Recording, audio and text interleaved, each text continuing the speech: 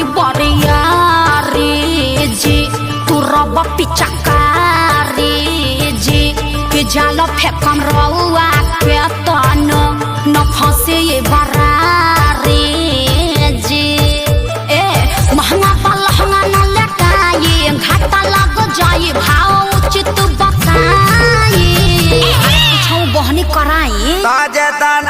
रुपया कहबू तो हके ओतने रुपया दे सुन साली हो अब हवा ऐसे पसेरी 2 रुपया हो 2 रुपया 2 रुपया हो 2 रुपया चोली रंगाई दे 2 रुपया हो चोली रंगाई दे 2 रुपया हो साया रंगाई पौने 2 रुपया चोली रंगाई दे 2 रुपया रे साया रंगाई पौने 2 रुपया आया विवेक जी तनी बेंजू पेरी तो जो खपे चुकारी हिया से खोदी जाना पता ना जाना जाइया जे जागे कि जाना वहाँ जाइया जे जागे तो हटे दोसरा के धनवा जाना वहाँ जाइया जे जागे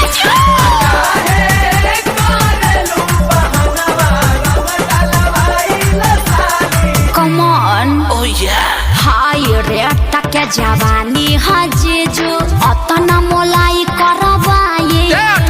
हजारा 2000 तक कुछाओ नइखे लाखों में हम बतियाए ना अरे नहीं करो ना नचनिया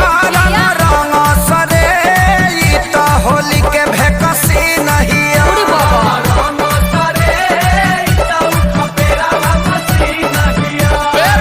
दोसर दुआर जाके देखी ओनिया रंग फेंकी छिट्टा माल ना भेटाई अरे कहता आधा काठा लिख दे हबखे अरे पूरे लिख दे बाकी डालब भर पे आरी खेत बेचावा बनबो का ब्यास तो तहार का जाता 2 रुपया हो 2 रुपया फिर उहे बात 2 रुपया हो 2 रुपया